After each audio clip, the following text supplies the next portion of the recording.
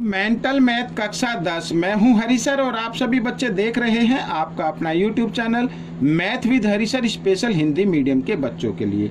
आज के इस पार्ट में हम करने वाले हैं प्रश्न नंबर 21 से लेके प्रश्न नंबर 25 तक अध्याय 2 बहुपद वाला मैंने चैप्टर लिया है, अध्याय लिया है। तो कैसे करना है उनको हल आइए देखते हैं और आप सभी बच्चे वीडियो को पूरा देखें, स्किप ना करें और देखकर जरूर प्रैक्टिस करें। आइए करना शुरू करते हैं। इससे पहले मैं थोड़ा सा जूम आउट कर लेता हूँ।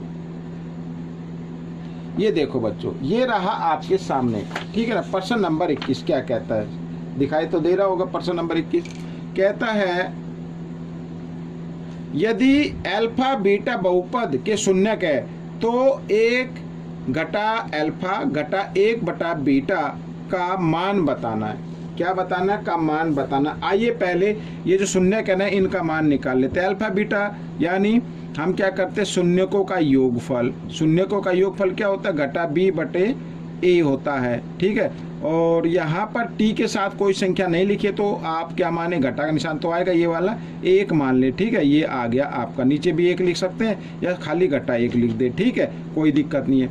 अब शून्यकों का गुणनफल, ये गुणनफल हम लिख लेते हैं। तो शून्यकों का गुणनफल होता है सी बटे ए होता है। और सी क्या है यहाँ पर, ये देखो ए, ये बी और ये सी। ये ए का मतलब टी नहीं है। टी के आगे जो गुणांक के रूप में होता है ना, वो नंबर, जो कोई नंबर होता है 2, 3, 4 जो भी नंबर होता है वो, ये बी है, ठीक है। इसके आगे कुछ है तो 1 लिख लिया। और ये सी है, ठीक है। तो इसको लिखना है हमें, ये अचर पद कहलाते हैं इसे, तो घटा 2 लिखना है, ठीक है। इस तरीके से सी हो गया।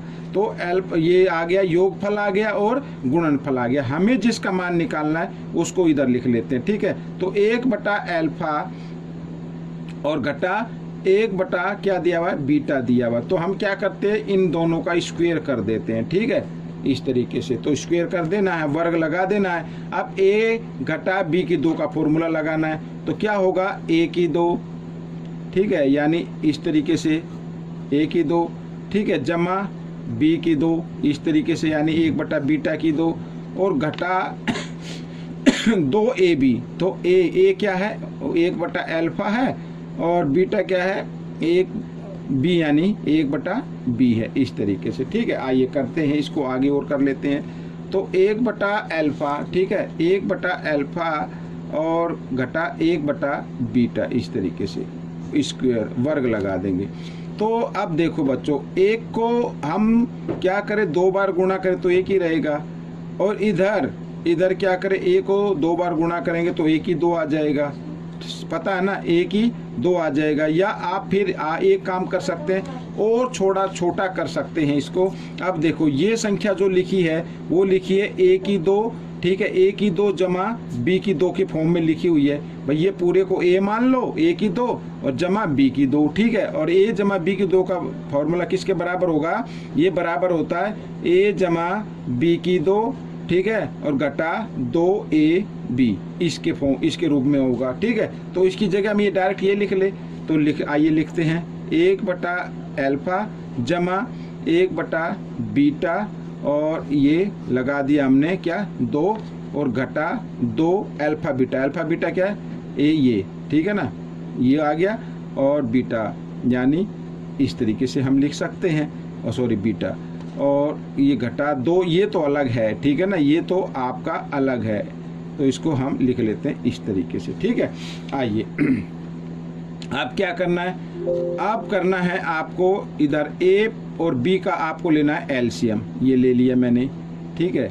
और साथ ही क्रॉस मल्टीप्लाई कर देना है। अब क्योंकि जमा का निशान है तो आगे पीछे लिखा जा सकता, कोई दिक्कत नहीं है, ठीक है, समझ में आ गया। और यहाँ पर लगा देंगे वर्ग, ठीक है। घटा 2 और घटा 2 कितना हो गया, घटा 4 हो गया। और 1 को 1 से गुणा कर 4, यानी इस तरीके से 1 को 1 से गुणा करेंगे 1 ही आएगा और बीटा, ठीक है, इस तरीके से आपको कर लेना है, ठीक है। अब इसके ऊपर आप मान रख सकते हैं, अल्फा यानी शून्यकों का योगफल। शून्यकों का योगफल कितना आ रहा है, घटा 1 आ रहा है, लिख दिया घटा 1। नीचे शून्यकों का गुणनफल कितना आ रहा है, घटा 2 आ रहा है, ये भी लिख दिया। और यहाँ पर वर्ग लगाया तो घटा से घटा का निशान काट दो, वर्ग लगा दिया, घटा 4, ठीक है। और 1 यहाँ पे 1 लिख दिया और बटे अल्फा बीटा का मान कितना है, घटा 2 आ रहा है, ठीक है, इस तरीके से। और ऐसे गुणा में अंश से हर कट सकता है, गुणा में कट सकता है, ठीक है ना, समझ में आना। तो घटा से घटा का निशान भी आप बेशक आप चाहे तो काट सकते हैं, इस तरीके से जमा हो जाएगा। 2 एकम 2, 2 दूनी 4, ये आ गया। तो बच्चों यहाँ पर क्या बचा, अब 1 को 2 बार गुणा करेंगे 1 आ जाएगा, 2 को भी 2 बार गुणा करेंगे 4 आ जाएगा, और जमा यहाँ पर क्या आ गया 2 आ गया, इसके नीचे आप 1 मान सकते हैं, ठीक है। अब 4 और 1 का लघु लेना है आपको, लघुत्तम लेना है, 4 आ जाएगा, ठीक है। जमा करना है ना, लघुत्तम लेके जमा करेंगे, हर बराबर होने चाहिए। अब 4 को 4 से भाग करेंगे 1 आएगा, 1 को, ठीक है, 1 से गुणा करेंगे, या आप क्रॉस में भी गुणा कर सकते हैं। 1 और 4 को 2 से करेंगे, 4 दूनी 8, इस तरीके से। तो कितना आ गया, 8 और 1 9, 9/2 आ गया। ये इसी के आगे समझ लेना, ये नंबर जो है ना, ये नंबर इसी के आगे आप समझना, ठीक है। अच्छा आगे कर लेते हैं। अभी इसमें मैं थोड़ा सा एक पेज और ले लेता हूँ, ताकि उस पे मैं आपको इसको करा सकूँ, ठीक है ना बच्चों। तो ये ले लेते हैं पेज, ठीक है, एक पेज मैं ले लेता हूँ, इधर से ले लेता हूँ, ये रहा, ले लिया मैंने, ठीक है। अब देखो ये हमने क्या लिया, ये जो आया है, ये आया बच्चों इधर 1/अल्फा और घटा 1/बीटा, इसी का ही तो मान निकाल रहे थे ना, ये 2 बराबर 9/2 आ गया, ठीक है ना। अब ये जो वर्ग है भाई, ये यहाँ पर ये जो संख्या है, ये जो वर्ग है इधर लेके आना है। तो 1/अल्फा घटा 1/बीटा, और ये जरा कर वर्ग में, वर्गमूल में बदल जाएगा, और वर्गमूल जब हम निकालेंगे तो जमा घटा के रूप में ये आ जाता है, ठीक है ना। तो 9 का वर्गमूल क्या होता है 3, और 2 का सॉरी यहाँ पर 2 नहीं है, क्या है 4 है, ये 4 है बच्चों, ये तो 4 है, ठीक है, गलती से लिखा गया, ये क्या है 4 है, तो 4 यहाँ पर 4 लिख लेते हैं। 4 का वर्गमूल क्या होता है 2 होता है, और वो भी जमा घटा में आ जाएगा। तो ये बच्चों ये प्रश्न आपका हल हो गया, ठीक है ना। आइए करते हैं प्रश्न नंबर 22। प्रश्न नंबर 22 क्या कहता है, देखो, यदि अल्फा बीटा बहुपद, ये बहुपद के शून्यक है, तो इसका मान निकालना है, ठीक है। तो शून्यकों का योगफल निकाल लेते हैं सबसे पहले। ये शून्यकों का योगफल क्या होता है, घटा b/a होता है, ठीक है, और b तो ये है, इसके आगे कुछ नहीं, तो 1 माने घटा 1/6, ठीक है, ये योगफल आ गया। और शून्यकों का गुणनफल b निकाल लेते हैं, तो वो क्या होता है c/a होता है। c क्या है घटा 2 है, और a क्या है 6 है, तो ये आपका क्या आ गया योगफल आ गया, ठीक है। इस तरीके से चाहे तो काट के भी लिख सकते हैं। हमें जो मान निकालना है, हमें निकालना a की घात यानी अल्फा स्क्वायर और बीटा, और फिर लिखा है बीटा स्क्वायर और अल्फा, ठीक है। अब इसमें से क्या करना, कॉमन नंबर ले लेना है। कॉमन नंबर लेंगे तो अल्फा बीटा आ जाएगा, कॉमन की फॉर्म में, दोनों में अल्फा है और बीटा भी है। तो यहाँ पर क्या बचा, बे अल्फा की पावर 2 थी ना, 1 तो आ गई बाहर, ए तो 1 की पावर बची इधर, और जमा यहाँ पर बीटा बच जाएगा, ठीक है, इस तरीके से। अब ये मान रख दो, एक ए भी है ना, यानी ये क्या होगा शून्यकों का ही गुणनफल हो गया। तो इसकी जगह क्या लिखेंगे, घटा 2/6 लिखेंगे, और गुणा का निशान, इसकी जगह क्या लिखना है, ये योगफल है शून्यकों का योगफल, तो 1/ क्या आ जाएगा 6 आ जाएगा, ठीक है। और घटा से घटा का निशान काट देते हैं, तो 2 एकम 2, ठीक है, और 6 6 कितना आ गया भाई, गुणा में तो अंश को अंश से गुणा करना है, हर को हर से गुणा करना है, 6 6 कितना आ गया 36 आ गया। अब इसको आप चाहे तो काट के लिख सकते, 2 एकम 2, और 36 को काटेंगे तो 18 आ जाएगा, तो 1/18 आपका ये उत्तर आ गया, ठीक है। प्रश्न नंबर 24 क्या कहता है, आइए कर लेते हैं इसको भी।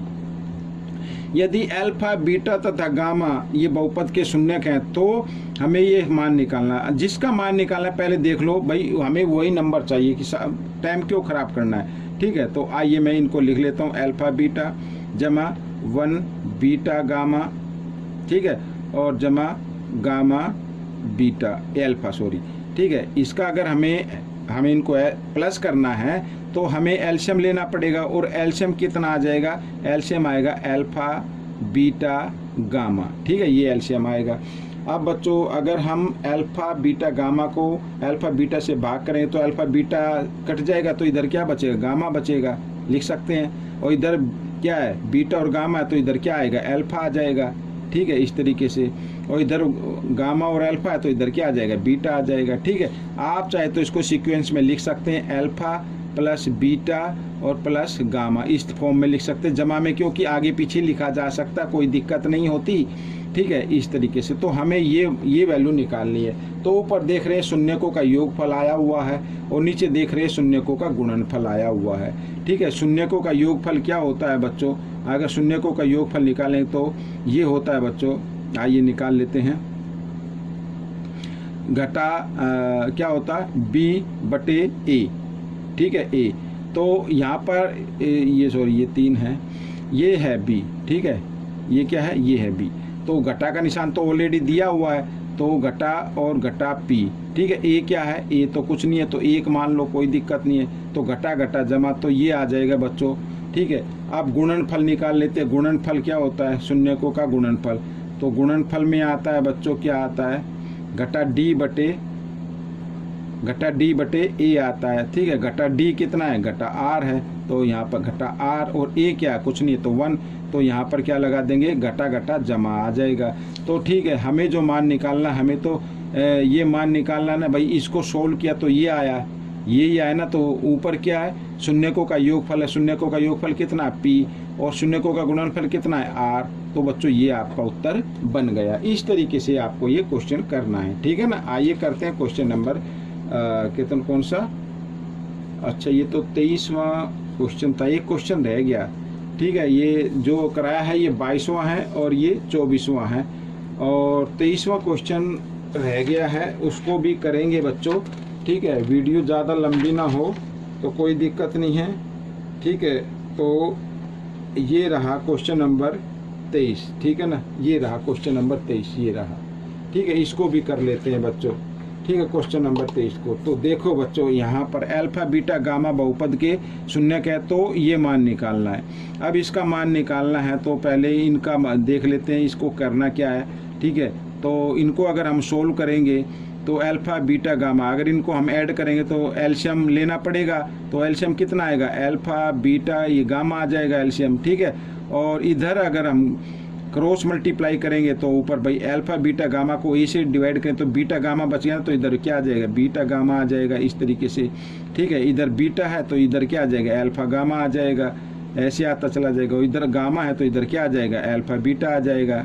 ठीक है, अगर हम इसको सीक्वेंस में लिखें तो अल्फा बीटा, ठीक है, और फिर बीटा गामा ऐसे लिख सकते हैं, और फिर ये गामा अल्फा लिख सकते हैं, एल ऐसे, और नीचे क्या आ गया, ये आ गया। ठीक है, अल्फा बीटा गामा, यानी ये इस फॉर्म में आ जाएगा। अब ये क्या आ गया, ये आ गया शून्यकों के गुणनफलों का योगफल जो एक बार में 2 लिए गए हों। ठीक है, वो ये निकालना हमें, और ये गुणनफल निकालना है। तो शून्यकों का गुणनफल के यहाँ पे लिख देता हूँ मैं, शून्यकों के गुणनफलों का योगफल।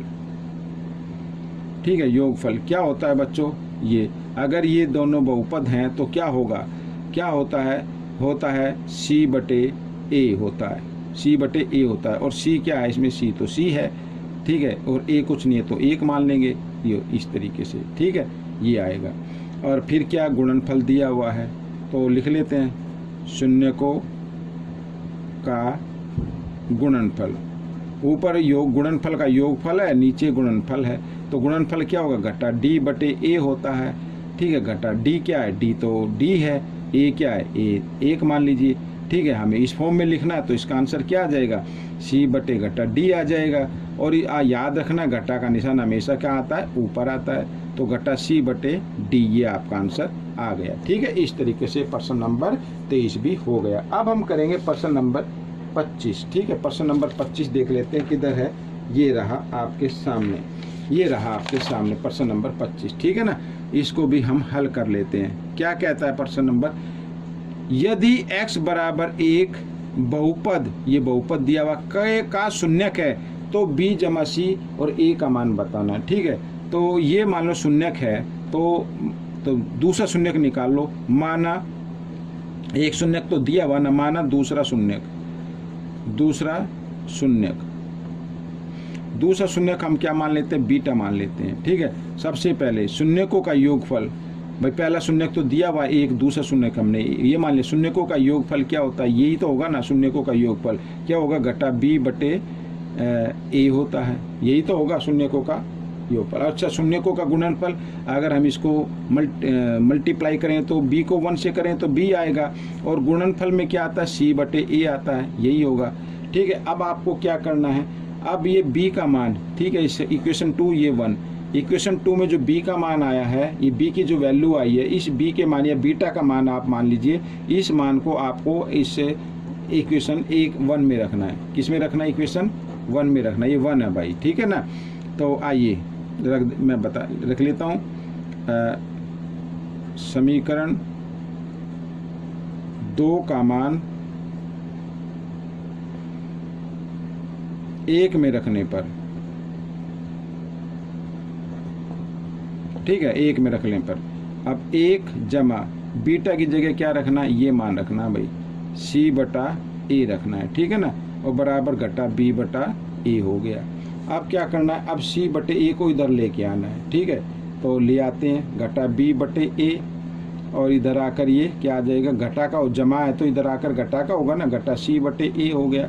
अब क्या करना है बच्चों अब आपको इन दोनों के हारे बराबर हैं तो इनमें से एक हर लेंगे, और यहाँ पर इस तरीके से हम इसको लिख देंगे, अंश को कर देंगे जो निशान है दिया उसका। तो आप चाहे तो इसमें से आप क्या कर सकते हैं, घटा का निशान कॉमन ले सकते हैं, तो यहाँ पर b जमा c आ जाएगा, और ये क्या आ जाएगा, a आ जाएगा, ठीक है ना भाई, घटा का निशान कॉमन लिया। अब ब्रैकेट खोलें तो फिर ये घटा का हो जाएगा, ये भी घटा का हो जाएगा, फिर वही नंबर आ जाएगा, ठीक है। तो हमारे पास क्या आया है, तो ये आया है, तो घटा का निशान कॉमन ले लिया, तो b जमा c/a आ गया, ठीक है। अब क्यों क्या करना है, ये घटा का निशान है ना, इसको इधर लगा दो, ठीक है। तो हम इसको लिख सकते हैं कुछ इस तरीके से, b जमा c/a, ठीक है, बराबर ये जो घटा का निशान 1 के सामने लगाना तो घटा 1, तो ये आपका उत्तर निकल गया, ठीक है। इस तरीके से आपको ये हल करना था।